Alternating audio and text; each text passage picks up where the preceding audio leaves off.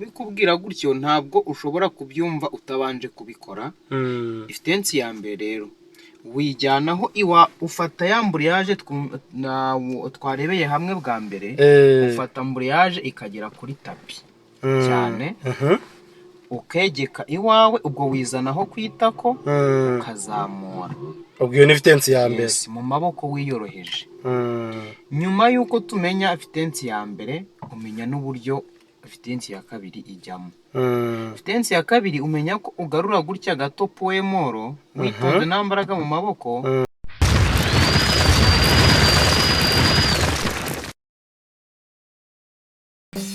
Ikaze muri kubibona ko noneho twageze mu modoka. Rero umuntu ugiye kwiga ino modoka ni umuntu ugiye kubanza kuko nta kintu azi, arabanza amenye ibice bigendanye n'imodoka, ubundi nyuma tugende muri kona, aricyo kizami cya mbere. Rero tugiye kubaza umwarimu, ese kwiga imodoka kugira ngo umuntu ayimenye bisaba iki? Ikintu cya mbere ugomba kwita, icya mbere ni ukuba ufite ubushake, icya kabiri ukaba ubishaka n'ubushake, ikindi ukaba ufite umwanya. Ni iki kintu wabwira umunyeshuri wa mbere cyangwa se winjiye mu modoka bwa mbere, ikintu yibandaho cyangwa se aheraho kugira ngo agere aho imodoka yatsa akanahaguruka? Ibyo ni ibintu byoroshye cyane. Iyo winjiye mu modoka ari bwa mbere, ushobora kubanza ukareba ko wicaye neza ku ntebe, ari byo ushobora kureba ko niba ugera kuri ziriya pedali zawe neza. Ikindi cya kabiri ukareba ko intebe yawe yegamye neza. Cya kabiri ukamenya uburyo biriya birenge akamaro kabyo, ukamenya ko iki kirenge cy'ibumoso gikora umurimo umwe, gifata amburiyaje ariyo iyi ngiyi mu ruhande rwa rw'ibumoso. Ikirenge cy'ibumoso ni kuri amburiyaje.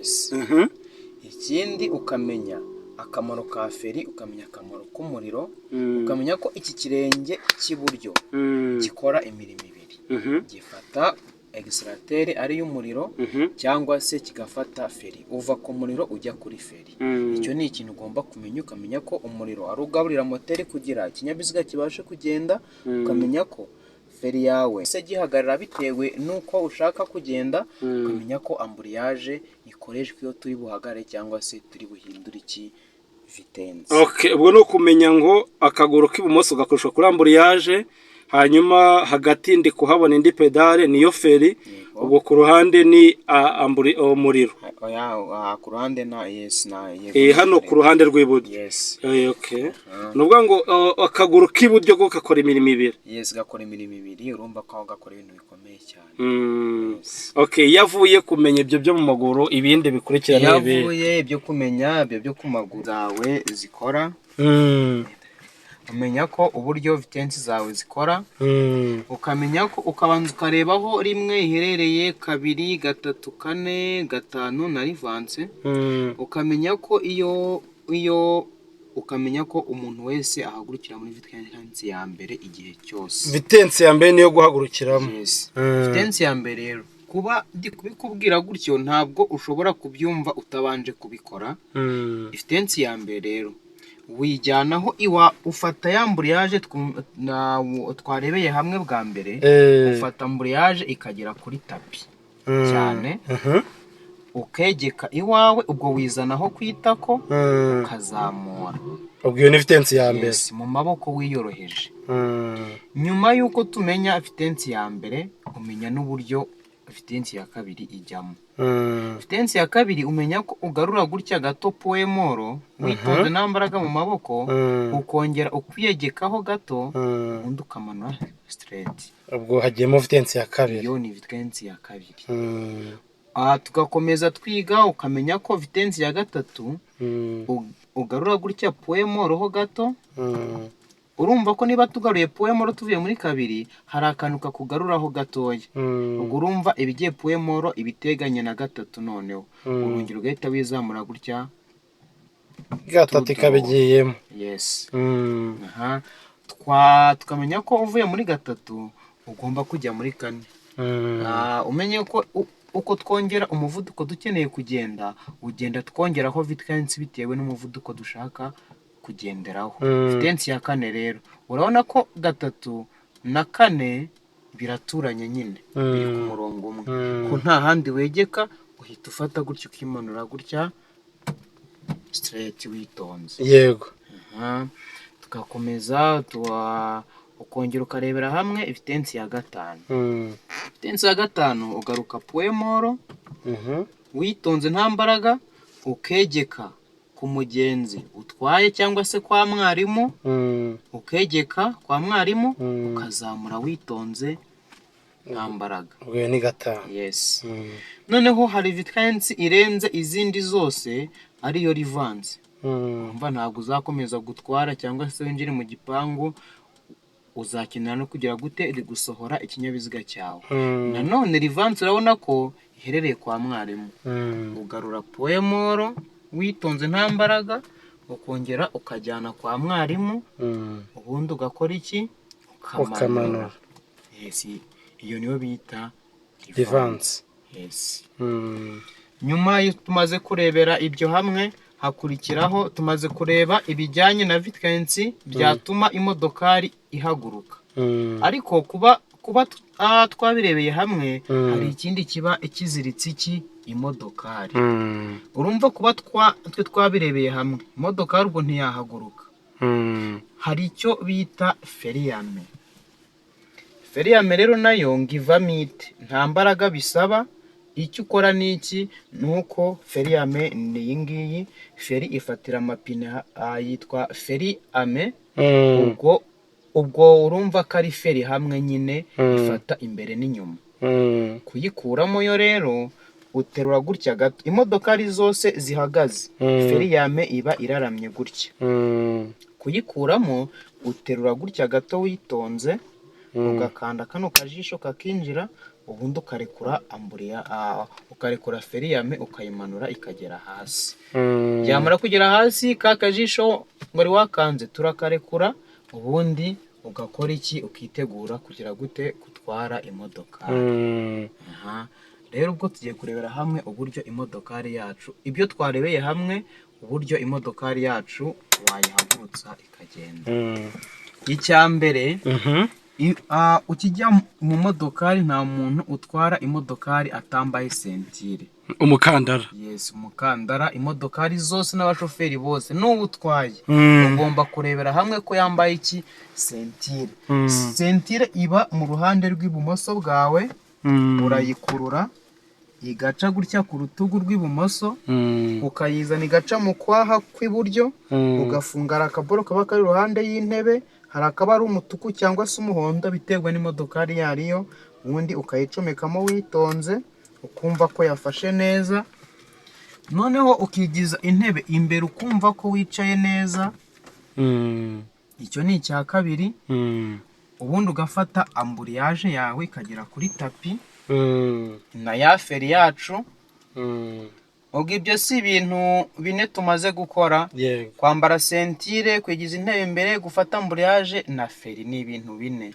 Hagakurikiraho kwatsa imodokari. Iyo dukase imodokari rimwe, urabona ko eswigarasi zise zikora, ntabwo ari uko imodokari iri kwaka, ahubwo nuko dukase imodokari zisanzwe zicanye. Urazikuramo, ntabwo igihe cyose imvura iba iri kugwa.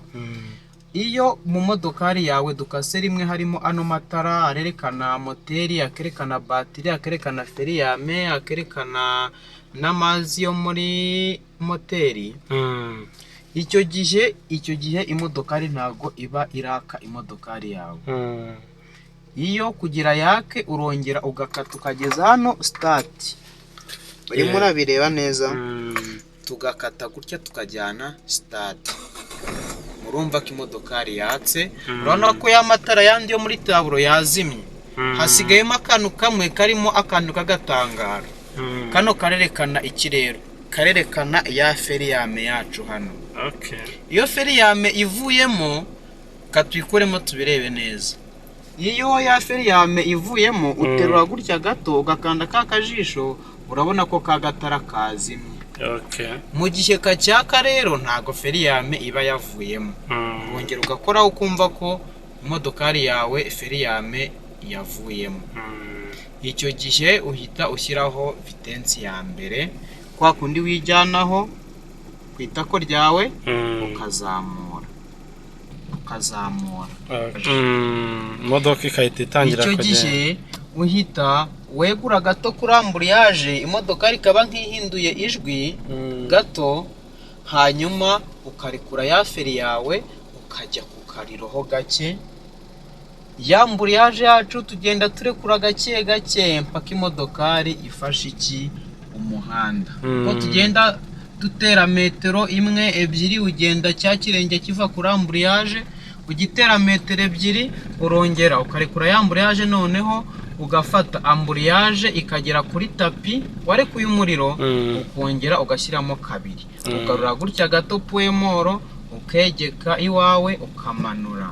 Iyo ni vitensi ya kabiri. Okay, none iki cyo gikoreshwa ryari? Iyi bayita vola, ariyo iyobora ikinyabiziga. Uko tugenda ntago umuhanda tugendamo uba ugoroye, tugenda duhunga inzitizi, ibinogo, amazi, bitewe nuko umuhanda wawe we uteretse. Iyo vola igoroye gutya, imodoka ishobora kugenda neza ku murongo. Ariko ntabwo umuhanda uba ugoroye, ugenda uhunga gutya gato bitewe n'ibinogo biri imbere yawe. Urareba nk'ino moto turi imbere gutya, dukomeje gutya twayigonga, ahubwo tuzayihunga gutya. Okay. Yes. Ibintu biba byoroshye. Icya mbere ni ukuba wabishaka, ufite ubushake, ibindi byo bihita biza rwose. Turabashimiye wowe twatangiranye, tukaba tugeranye ku musozo. Nizere ko wasobanukiwe kandi nta kibazo ufite, ariko uba ugifite wajya muri komenti ukatubaza, tukazagaruka tugusobanurira. Byoroshye kandi ari ubwa mbere. Babonye ko rero bisobanutse, ngira ngo turi kubategurira video nshyashya, iyindi nshyashya. Wabonye ko twatangiye tumenya ibice by'imodoka, tumenya amburiyaje, tumenya umuriro ndetse na feri, tukamenya na feri yamu, yewe tukamenya ibintu byose ukuntu vitensi zimeze. Rero ubutaha turi kubategurira ukuntu uzakora ikizami cya mbere. Icyo kizami ni ikihe rero? Ni uguca mu makona. Icyo kizami uzabona ukuntu gikorwa kandi byiza bisobanutse. Kora subscribe, niba warayikoze ukande kuri like, wandike na comment ushima cyangwa se ubaza ikibazo, turagusubiza rwose. Rero tuzakomeza tuhababere kugira ngo turusheho kumenya ibinyabiziga. Ciao, turabakunda ibihe byose.